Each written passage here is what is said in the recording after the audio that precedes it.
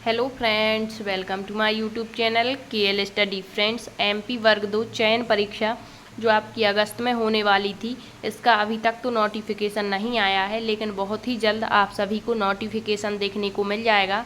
तो चयन परीक्षा के लिए हम यहाँ पर आपके साइंस में केमिस्ट्री की थ्योरी कवर कर रहे थे, तो उसी का यहाँ पर हमने कल नया टॉपिक आपका स्टार्ट किया हुआ था, अम्ल, क्षार एवं लवण। ठीक है, जो कि आपके पात्रता परीक्षा के सिलेबस में दिया गया है। और जैसे ही आपका नोटिफिकेशन आएगा तो आप देखेंगे कि जो पात्रता परीक्षा में आपका सिलेबस दिया गया है, सारा का सारा आपको वहाँ देखने को मिलेगा, क्योंकि आपके जो मेन सब्जेक्ट है उसमें यही सारे टॉपिक्स होते हैं। ठीक है, तो केमिस्ट्री में जो है हमारे जो पहले आपके टॉपिक दिए गए हैं पात्रता परीक्षा में, जैसे आपका पदार्थ हो गया, यानी मैटर का पूरा आपको वर्गीकरण बताया है। इसके बाद आपके जो परमाणु पदार्थ किससे बने होते, परमाणु, तो पूरी परमाणु संरचना आपको बता चुके हैं। इसके अलावा आपको आवर्त सारणी में तत्व, यौगिक, मिश्रण वगैरह सारी चीज़ें आपको बेसिक से करवाई हुई हैं। तो अभी तक हमारी इससे पहले 39 क्लासें हो गई हैं। ठीक है, और इनकी हमने अलग से प्लेलिस्ट भी बना दी है, तो आप सारी क्लासों को देख सकते हैं। ये हमारी क्लास नंबर 40 होगी और इसमें हम मुख्य रूप से क्षार और लवण के बारे में पढ़ने वाले हैं।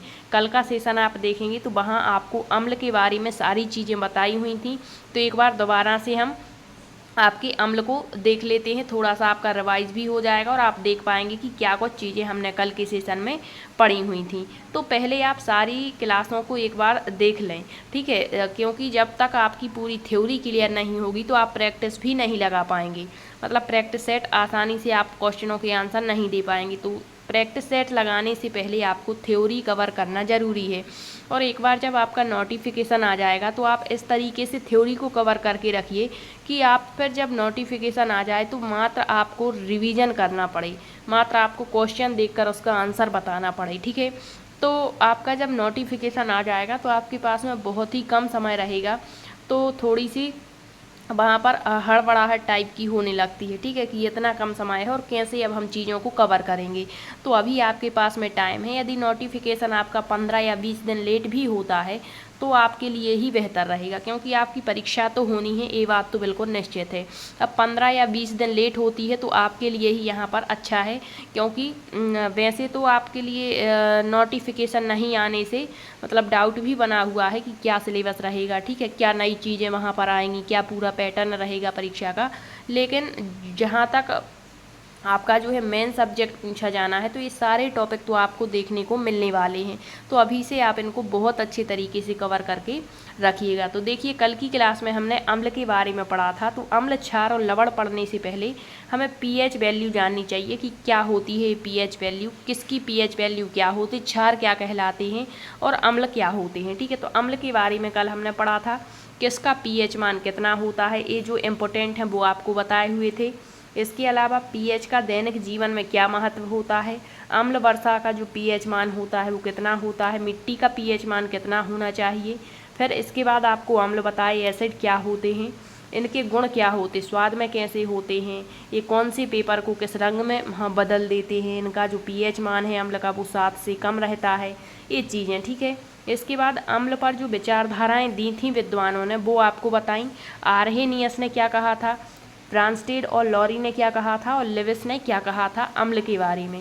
इसके बाद अम्लों का वर्गीकरण आपको बताया। अम्ल 2 प्रकार की होती है, एक ऑक्सी अम्ल और एक हाइड्रो अम्ल। ठीक है, फिर अम्लों के उपयोग बताया कि किसका उपयोग कहाँ पर किया जाता है। फिर अम्ल की पहचान बताई थी कि आप कैसे अम्ल को पहचान सकते हैं। इसके अलावा अम्ल जो है किस चीज़ में कौन सा अम्ल होता है पूछा जाता, दही में कौन सा अम्ल पाया जाता, लैक्टिक अम्ल।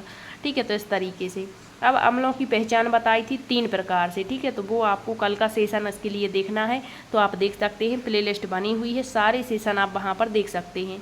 और यदि आप बायोलॉजी की क्लासेस देखना चाहते हैं तो वो भी आप देख सकते हैं, बायोलॉजी की अलग से प्लेलिस्ट बनी हुई है और उसकी लगभग 65 प्लस क्लासें हो गई हैं। आपको पूरी एनसीईआरटी के अलावा अदर जो ऑथेंटिक बुक्स होती हैं उनका डाटा वहाँ पर देखने को मिल जाएगा। और आपके बायोलॉजी की प्रैक्टिस सेट भी चल रहे थे, तो आप प्रैक्टिस सेट के माध्यम से क्वेश्चनों को भी देख सकते हैं कि किस तरीके से क्वेश्चन पूछे जाते हैं, और क्वेश्चनों के माध्यम से आपको पूरा एनालिसिस देते हैं, तो दोबारा से आपकी थ्योरी भी क्लियर होगी और जो नई चीज़ें वहाँ पर थ्योरी में छूट गई हैं वो भी आपको प्रैक्टिस सेट में देखने को मिल जाएंगी।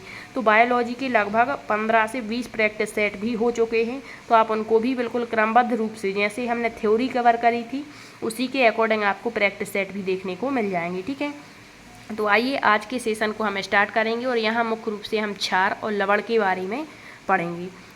तो देखिए, भस्म या क्षार वेश जो होते हैं वो क्या कहलाते हैं। तो ऐसे यौगिक, एक तो आपको ये समझना है कि ये यौगिक क्या हैं। तो यदि आपने पहले की क्लास में पढ़ी हुई हैं तो आप आसानी से बता देंगे कि यौगिक क्या होते, तत्व क्या होते, मिश्रण क्या होते हैं, यौगिक कितने प्रकार के, कार्बनिक अकार्बनिक यौगिक क्या होते हैं, धात्विक अधात्विक तत्व क्या होते हैं।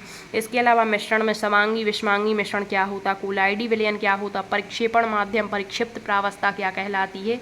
ये चीज़ें आपको बहुत अच्छी डिटेल से आपको बता चुके हैं, तो आप पिछले लेक्चर जरूर देख लें। तो देखिए, क्षार क्या होते हैं।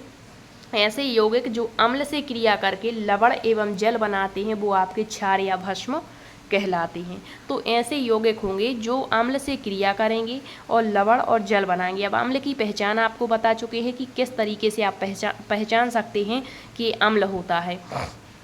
अब देखिए, भस्म संबंधी कुछ आधुनिक विचारधाराएं रहीं। तो आर्हीनियस का जो आयनिक सिद्धांत है, उन्होंने क्या कहा, इस सिद्धांत के अनुसार भस्म वे पदार्थ हैं जो जलीय घोल में हाइड्रोक्साइड अर्थात OH आयन देते हैं। ठीक है, तो वो क्या कहलाते हैं, आपके क्षार कहलाते हैं। अब देखिए, यहाँ पर ब्रांस्टेड लॉरी के सिद्धांत के अनुसार वह यौगिक जिसमें प्रोटॉन ग्रहण करने की क्षमता हो वो क्या है, भस्म है। फिर लुईस इलेक्ट्रॉनिक सिद्धांत के अनुसार वह यौगिक जिसमें इलेक्ट्रॉन की एक निर्जन जोड़ी प्रदान करने की क्षमता हो वो भस्म होते हैं। तो ये आपको विचारधाराएं याद रखनी है कि किसने क्या बताया है अम्ल के बारे में और किसने क्या बताया है क्षार के बारे में। अब हम भस्म के गुण पढ़ेंगे। तो क्षार जो होते हैं या भस्म एक ही बात है। तो क्षार जो होते हैं स्वाद में तीखे एवं कड़वे होते हैं। कैसे होते हैं, तीखे एवं कड़वे होते हैं क्षार। इसको छूने पर यह साबुन के जैसे चिकने लगते हैं। प्रबल क्षार जो होते हैं वो विद्युत के सुचालक होते हैं। क्षार अम्लों से क्रिया करके लवण और जल बनाते हैं। यही तो आर्हीनियस ने अपनी विचारधारा में कहा। ठीक है, अब देखिए, यहाँ पर क्षार जो है वो लाल लिटमस को नीला कर देते हैं। किसको, लाल लिटमस को नीला कर देते हैं। ये याद रखना है, ये अंतर होता है। अम्ल जो होते हैं वो नीले लिटमस पेपर को लाल कर देते हैं, जबकि आपके जो क्षार रहेंगे वो लाल लिटमस पेपर को क्या कर देंगे, नीला कर देंगे। याद रखिए, ठीक है। और क्षार जो होते वो मिथाइल ऑरेंज को पीला करते हैं, जबकि आपके अम्ल क्या थे, मिथाइल ऑरेंज को लाल कर रहे थे। ये क्या करेंगे, मिथाइल ऑरेंज रंग को पीला कर देते हैं। क्षार में तेल और गंधक को घुला लेने की क्षमता होती है। मतलब क्षार इतने तेज होते हैं, आपने देखा होगा जो तेल होता है वो जल की सतह पर तैरता रहता है, लेकिन जो क्षार होता है इसमें ये तेल और जो गंधक होता है वो भी घुल जाता है। इतनी अधिक इसकी क्षमता होती है। क्षार कार्बनिक पदार्थों को नष्ट कर देते हैं। तो आपको मुख्य रूप से क्षार और अम्ल में ये अंतर याद रखने हैं कि इन दोनों में मुख्य रूप से क्या अंतर है। अब देखिए, भस्म दो प्रकार की होंगी। एक तो जल में विलेय भस्म होंगे और एक जल में अविलेय भस्म होंगे, भस्म या क्षार। ठीक है, तो जो भस्म जल में विलेय होते हैं वो क्षार कहलाते। देखिए, यहाँ एक है जल में विलेय भस्म। भस्म कितने प्रकार के हैं, दो। तो भस्म एक जल में जो घुल जाएगा और एक जल में नहीं घुलेगा। तो जो जल में घुलने वाले भस्म है वही आपके क्षार एल्कली कहलाते हैं।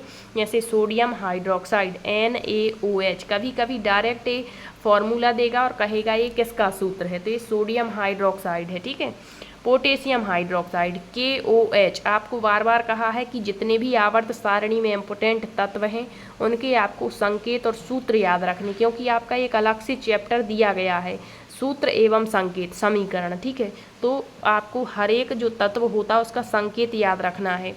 ठीक, अब देखिए, सभी क्षार भस्म होते, ये नोट पॉइंट आपको मुख्य रूप से याद रखना।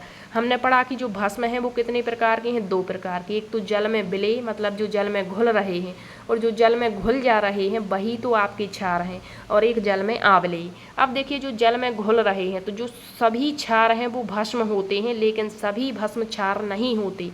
क्यों, क्योंकि अभी आपको बताया कि जो भस्म क्षार नहीं होते कौन से हैं, वो जो घुल नहीं पाते, ठीक है, जल में, वो आपके क्षार नहीं होंगे। बाकी सभी क्षार भस्म होंगे, लेकिन सभी भस्म क्षार नहीं होंगे।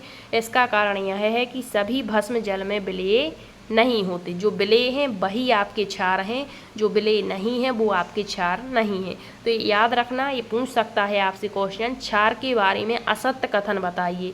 सभी क्षार भस्म होते हैं या सभी भस्म क्षार होते हैं? तो याद रखना, सभी क्षार तो भस्म होंगे लेकिन सभी भस्म क्षार नहीं होंगे। ठीक है। अब देखिए, जल में आम्लीय क्षारक कौन से हैं? तो ये क्षारक अम्ल के साथ अभिक्रिया करके लवण और जल तो बनाते हैं लेकिन क्षार के जो अन्य गुण हैं वो प्रदर्शित नहीं कर पाते, इसीलिए ये क्या नहीं है? क्षार नहीं है। ठीक है। अब देखिए, इनमें आ जाएगा आपका जिंक ऑक्साइड, इसके बाद आपका आ जाएगा फेरस ऑक्साइड, ठीक है, और फेरिक ऑक्साइड। ये हाइड्रोक्साइड यहाँ पर है तो जिंक ऑक्साइड हो जाएगा। ठीक है। और फेरस ऑक्साइड हो जाएगा और फेरिक ऑक्साइड। अब देखिए, भस्म और क्षारों के उपयोग क्या हैं? तो सबसे पहले कैल्शियम हाइड्रोक्साइड, घरों में चूना पोतने में इसका उपयोग किया जाता है, गारा और प्लास्टर बनाने में, ब्लीचिंग पाउडर बनाने में, जल को मृदु बनाने में, अम्ल की जलन पर मरहम पट्टी करने में, मिट्टी की अम्लीयता दूर करने में, चमड़े के ऊपर के बाल साफ करने में। क्वेश्चन पूछेगा मिट्टी की अम्लीयता को दूर करने के लिए किस क्षार का उपयोग किया जाता है? तो वो है कैल्शियम हाइड्रोक्साइड। अगला है कास्टिक सोडा या सोडियम हाइड्रोक्साइड, इसका उपयोग कहाँ पर होता है? तो साबुन बनाने में, पेट्रोलियम के शुद्धिकरण में, कपड़ा और कागज बनाने, दवा निर्माण में, घरों और कारखानों को साफ करने में। नेक्स्ट है आपका पोटेशियम हाइड्रोक्साइड KOH, इसका प्रयोग कहाँ है? तो प्रयोगशाला में प्रतिकारक के रूप में होता है। साबुन को मुलायम बनाने में, कार्बन डाइऑक्साइड और सल्फर डाइऑक्साइड जैसी गैसों के अवशोषक के रूप में पोटेशियम हाइड्रोक्साइड KOH का प्रयोग किया जाता है। नेक्स्ट है मिल्क ऑफ मैग्नीशिया या इसी को मैग्नीशियम हाइड्रोक्साइड कहते हैं। आपके पिछले जो आपके 2018 वाले पेपर हैं उनमें देखना पूछा गया था मिल्क ऑफ मैग्नीशिया का सूत्र क्या है? तो वो है MgOH2। इसका उपयोग कहाँ होता है? तो पेट की अम्लीयता को दूर करने में इसका उपयोग किया जाता है। नेक्स्ट है कैल्शियम ऑक्साइड CaO, इसका उपयोग कहाँ होता है? तो मकान बनाने में गारे के रूप में। नेक्स्ट है कास्टिक सोडा के निर्माण में, सोडियम कार्बोनेट के निर्माण में और ब्लीचिंग पाउडर के निर्माण में। नेक्स्ट है मैग्नीशियम ऑक्साइड, इसका उपयोग औषधि के निर्माण में होता है। तो जितने भी ये आप अम्ल और क्षार इनके उपयोग देख रहे हैं, यदि आपने धातु और अधातु के यौगिक पढ़े होंगे पिछले लेक्चर्स में तो आपको सारी चीज़ें पता भी होंगी, क्योंकि जो धातु अधातु के यौगिक हैं जो इम्पोर्टेंट हैं वो आपको सारे के सारे हमने कराए हुए हैं और बहुत ही डिटेल से आपको बताए हुए हैं। ठीक है। तो सारे सेशन आप ज़रूर देखें। अब देखिए, इसके बाद हम पढ़ेंगे यहाँ पर लवण यानी साल्ट। अम्ल और भस्म की प्रक्रिया के फलस्वरूप एवं जल का निर्माण होता है। देखिए, यहाँ कहा गया है कि अम्ल और भस्म की क्रिया के फलस्वरूप जल का निर्माण होता है।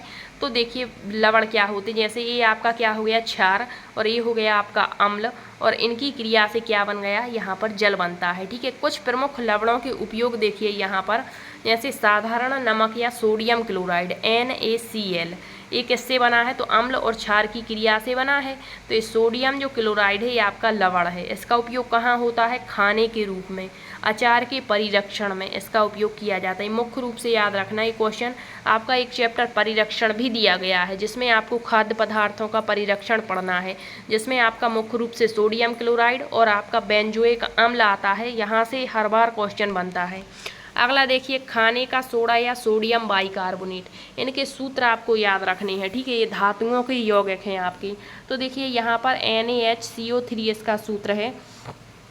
इसका उपयोग होता है पेट की अम्लीयता को दूर करने और अग्निशामक यंत्रों में इसका उपयोग किया जाता है।